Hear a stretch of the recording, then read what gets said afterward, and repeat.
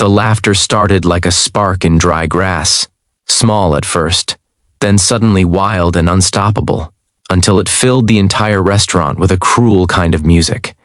It wasn't just a giggle, it was the kind of laughter that points fingers, that decides someone's worth in a single glance.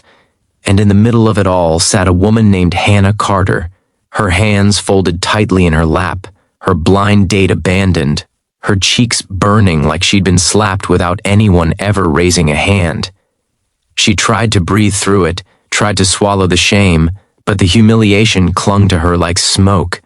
Then the room froze, because the man who had just walked in wasn't just any man. He was the kind of man whose presence rearranged the air, tall, composed, wearing a tailored coat like armor. He wasn't smiling. He wasn't looking around for attention. He was scanning the room with a calm intensity that made even the loudest people instinctively lower their voices. And when his eyes landed on Hannah, his face didn't soften into pity. It hardened into purpose. And when he reached into his pocket, the laughter died in real time, as if someone had pulled the plug on the entire building. Before we jump into the story, if you believe in kindness, second chances, and the idea that life can change in one unexpected moment, please take a second to like this video, comment where you're watching from, share it with someone who needs hope today, and subscribe to the channel for more heart-touching stories like this. Hannah hadn't always been the woman people dismissed. Once, she was the girl who worked hard and smiled anyway, the kind of person teachers described as steady and good. But adulthood had a way of testing the gentle ones. She lived in Cleveland, Ohio, in a small apartment with thrift store furniture and a stubborn little plant she kept alive, mostly out of pride. Her job at a local event planning company didn't make her rich, but it made her useful. She spent her days making other people's moments beautiful, weddings, anniversaries, corporate celebrations, while quietly accepting that her own life didn't come with fireworks. The last few years had left bruises that didn't show. Her mother's illness had drained her savings and her spirit. Her last relationship had ended with the kind of betrayal that made her question her judgment, her worth, even her face in the mirror. Still, Hannah tried. She believed in showing up. She believed in being kind. But kindness, she'd learned, didn't protect you from being humiliated. Her best friend Grace Whitmore had been the one to push her into dating again. Grace was sunshine and confidence, the kind of woman who could turn a grocery store aisle into a runway. Hannah was the opposite, quiet, cautious, thoughtful. When Grace mentioned a blind date set up by a coworker, Hannah's first instinct was to refuse, but Grace insisted, promising it could be the start of something. So Hannah said yes. The restaurant was called the Harbor Room, a polished downtown spot where the lighting made everyone look better and the menus didn't list prices like they were afraid of scaring people away.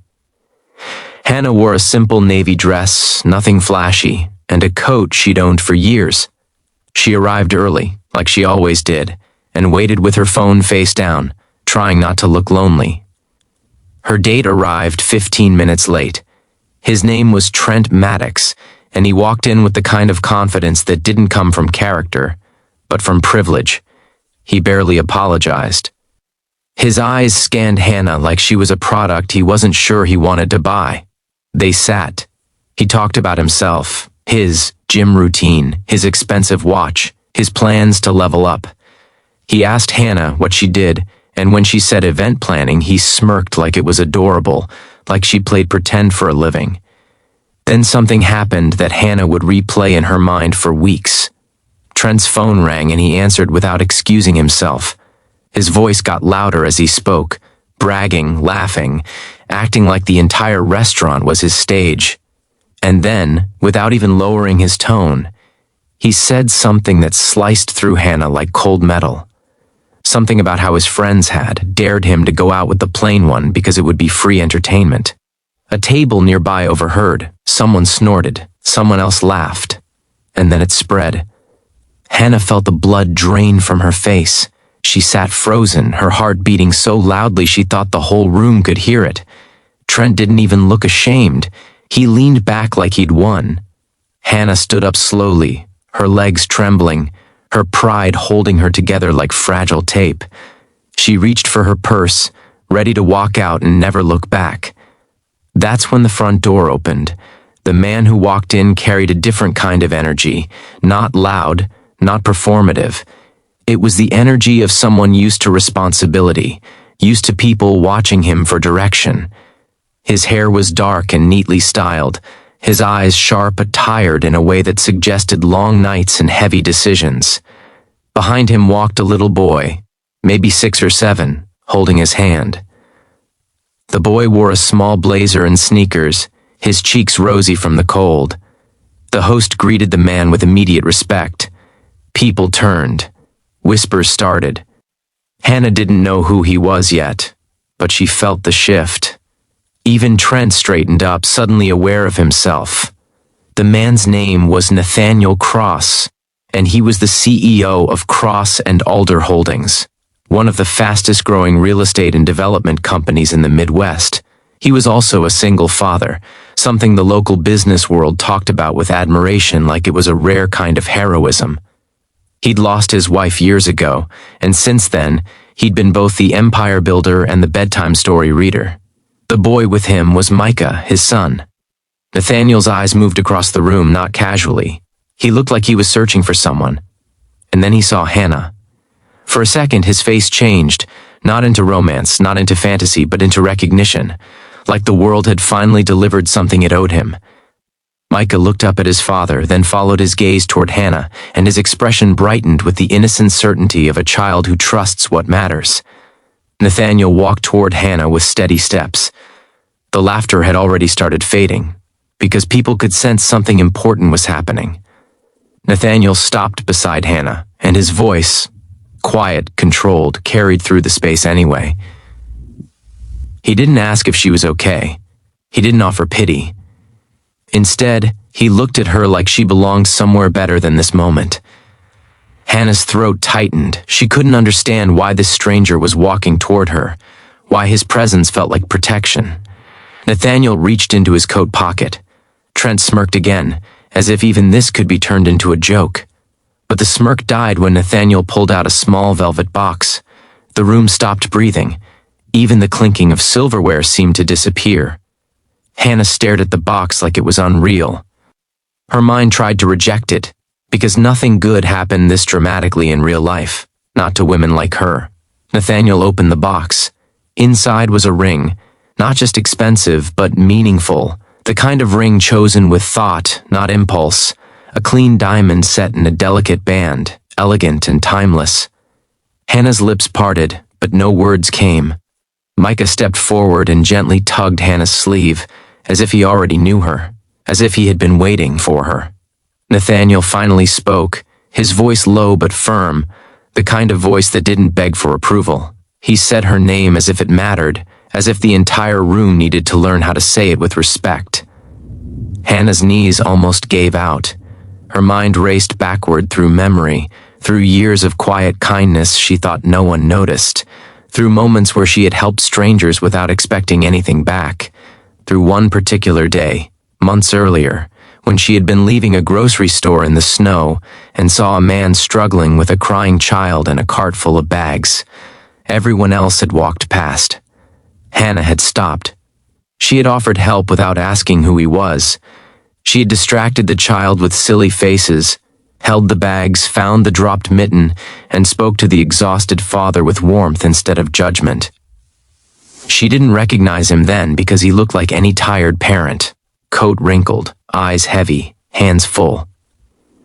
That man had been Nathaniel Cross, and the little boy had been Micah. Nathaniel had never forgotten her, not because she was stunning in a way that turned heads, not because she performed for attention, but because she had been kind when no one was watching.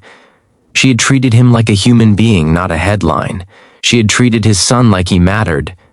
Nathaniel had tried to find her afterward, but life had swallowed him. Then fate had placed her name back into his world through a charity event his company sponsored, an event Hannah had planned quietly in the background. When he saw her name on the coordinator sheet, something in him settled, like the universe finally aligned. He didn't come tonight for drama. He came because he was done letting life pass him by. The restaurant was so silent now that Hannah could hear her own shaky breath. Trent sat stiff, his face pale, realizing too late what kind of man he had mocked her in front of. Nathaniel didn't raise his voice. He didn't insult Trent. He didn't need to. His dignity was punishment enough. Hannah's eyes filled with tears she refused to let fall.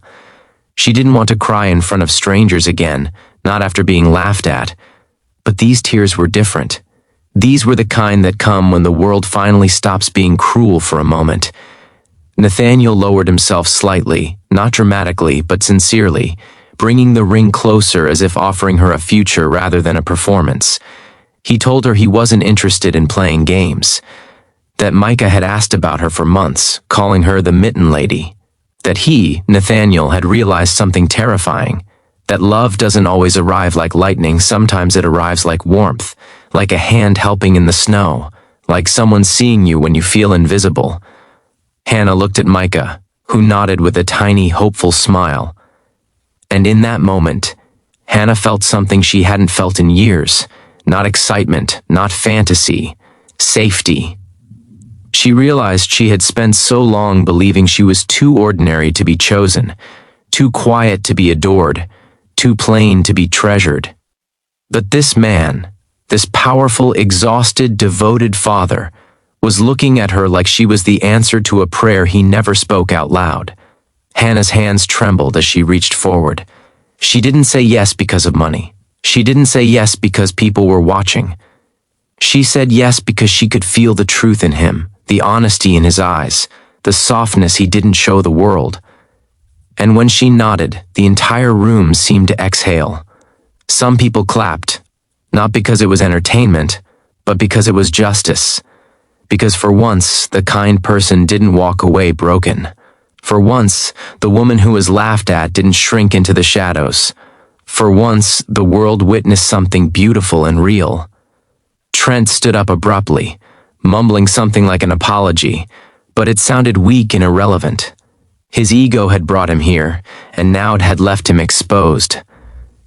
Nathaniel slipped the ring onto Hannah's finger with steady hands. Hannah looked down at it, her vision blurred with tears she finally allowed to fall. Not from shame, but from relief, from gratitude. From the overwhelming feeling that her life had just turned a corner she didn't know existed. And just before the ending, I have a special request. Please comment "Kindness wins" if you believe that good hearts are never truly forgotten. Near the end of the night, as Nathaniel walked Hannah out into the cold Cleveland air, Micah holding her other hand like it was the most natural thing in the world, Hannah realized something deeper than romance. She realized that kindness doesn't always get rewarded immediately, but it echoes. It leaves fingerprints on people's lives. And sometimes, when you least expect it, it comes back to find you. So if this story touched your heart even a little, please like, comment, share, and subscribe, because your engagement helps this channel reach more people who need hope, healing, and reminders that love can still surprise us. Hannah looked up at the winter sky, her breath visible, her heart full, and for the first time in years, she didn't feel like the world was laughing at her. She felt like the world was finally applauding the woman she had always been.